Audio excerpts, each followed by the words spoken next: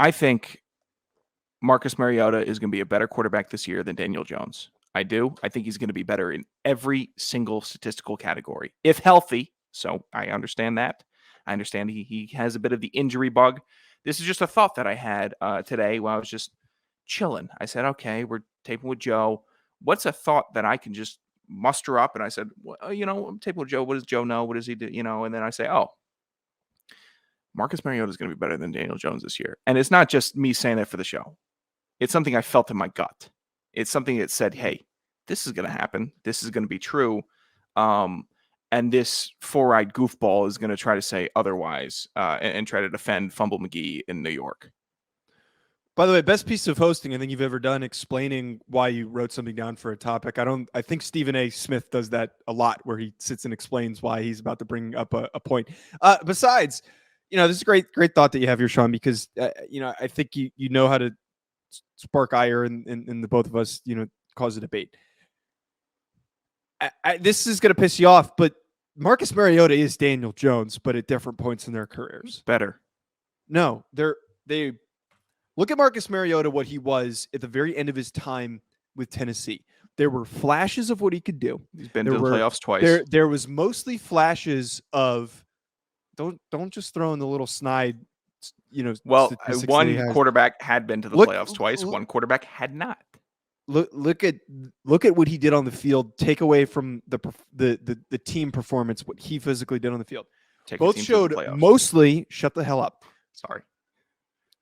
Marcus Mariota and Daniel Jones early on in their careers both mostly showed flashes of how dominant they can be as a runner, as an athlete. They picked up a lot of big runs. You get the funny catch where he catches his own pass.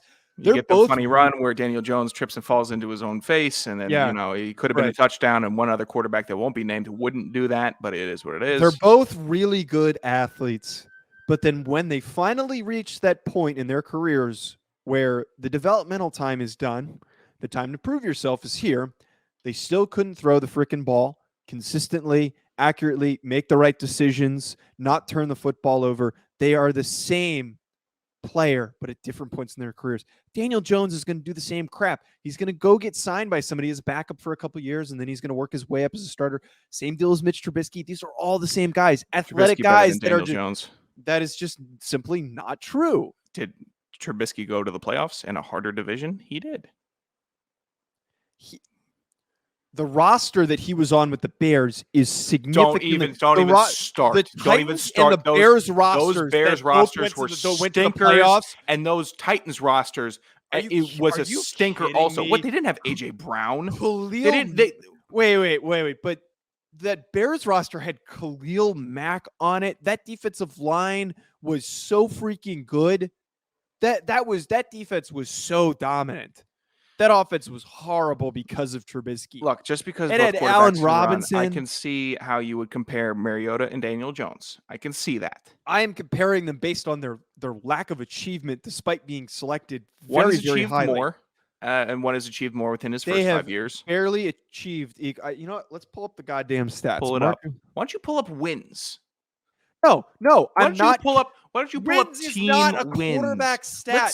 Let's see which quarterback led their team to more wins. Wins is not a quarterback I think that Daniel Jones has in 4 years has probably led his team to what? 16 wins? Wins in 4 years? Brock Osweiler led the Broncos and the Texans to the playoffs. That's not the point I was making. But wins are not a quarterback stat. Between the two of Mariota and Daniel Jones, pull up some numbers. I didn't. I'm not pulling up wins. I'm not bringing up. No, go ahead. Wins. Just pull up records. Pull up whatever you need to pull up, brother. Whatever number helps fit your argument. I'm gonna whatever. No, it's whatever not numbers help fit your argument. Go ahead. Okay. What numbers help fit your argument? Shut the hell up. First 3 years of Daniel Jones's career, 3,000 yards, 24 touchdowns, 2,900 yards, 11 touchdowns, 2,400 yards, 10 touchdowns. 12 interceptions, 10 interceptions, 7 interceptions, and his completion percentage was 62, 63, and 64. Marcus Mariota's stats in his first 3 years, and he started the same amount of games, 2,800, 19 touchdowns, 10 interceptions, 3,400 yards, 26 touchdowns, 9 interceptions, 3,200 yards, 13 touchdowns, 15 interceptions. Marcus Mariota's passing numbers are his passing yardage numbers are slightly better. His completion percentage is worse across the board as he hits 62%. Let's look up total. In all three. Look up turnovers. Let's look up fumbles lost. He has more. Wait, let's see if I can pull up his rushing statistics. Can I? Where is rushing? Where are you at? Pro Football Reference? Yeah, I'm on Pro Football Reference. Should be to the right or down. Shouldn't be wherever you're looking right now. Oh, here it's down. Which one's fumbles? Okay. Lord. Marcus Mariota, 10 fumbles, 2 fumbles in those first 3 years. He at the same time rushed for 252 yards, 349 yards, 312 yards. Daniel Jones, conversely, in that period of time, rushed for 279, 423, 298. His fumbles were 19, 10, and 7. 19 was his rookie year, though. 19 was his rookie year, though. Look, brother, look. It was just a statement that I thought that we could talk about, that Marcus Mariota will definitively be better in all facets of the game this year than Daniel Jones. I enjoy disagree. Kadarius Toney. I hope he takes every slant that gets thrown to him 80 yards. I think he's a fun player. Enjoy Wan'Dale Robinson. Wan'Dale Robinson.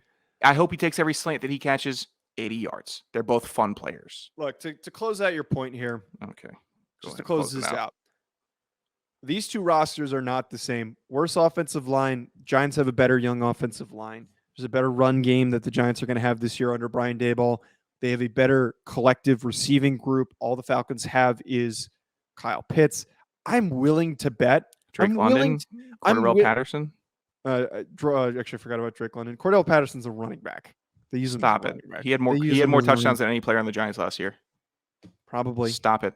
Jason Garrett wasn't calling the plays. Stop it. Don't even say any He had more rushing touchdowns or receiving touchdowns than any player on the Giants had last year. Sean, stop it. Sean, do not even come at me with any Cordell Patterson slander. Sean, first show bet. So one thing that we're adding into the show when we're doing this is we're doing 4 loco bets. So that the way that these will work, in this instance, we're making a bet. Sure. The loser of the bet, once it is determined who the shut the hell up. Stupid. The loser of the bet once it's determined who. It's a bet, so we're gonna bet. You let me talk. Awesome. The loser of the bet has to chug a 4 loco on the show immediately after the bet has been fulfilled. Here's my bet to you. Desmond Ridder will take over the starting job at some point this season. It is going to be a Jalen Hurts type situation where he's going to step in and he's going to play a little bit because they're going to be bad. And then everyone's going to start talking about Desmond Ridder is going to be the next big thing. What about injury? Does that count? It will be a push if there's injury. It doesn't count if there's injury. But if Desmond Ridder takes over and he starts at some point this season, if he starts at least one game, just at least one game, you have to chug a 4 loco. I'm not taking that. Okay, fine. If he takes over the starting job and finishes the season as the starter, you have to chug a 4 loco. Give me a game number. Give me a total. Give me a game total of games that Desmond Ridder starts, and I'll take that. 6. Do you want the over? Do you want 6 in the over? No push at 6. I'll give you 6 and the over. He starts at least 6 games. So if he goes over 6, you chug the 4 loco. If he goes under 6, I chug the 4 loco. No, I have the under. Because I don't want him to start because he has a weak arm. No, wait. No, you're mixing this up. You don't want him. You don't want him to start. So if he starts under 6 games, I am wrong. So I chug the 4 loco. If he starts 6 games or over, I win the bet. You chug the 4 loco. 6 games or over, fine. So if he starts 6 games, yeah, I have to chug. Yeah, we're writing this. Well, down. we better hope that I lose every bet because I know Joe will never chug a 4 loco. So it's fine. I will chug the 4 loco. No, you'll take it. You will burp, and then you will say, "I can't do this, man. I just can't. I got so much." I'm not pussying out. I'm going to do that. Okay, you prove it to me. I hope I win this, so then I can come back to this date of recording and this episode and pull that and know that's what happened.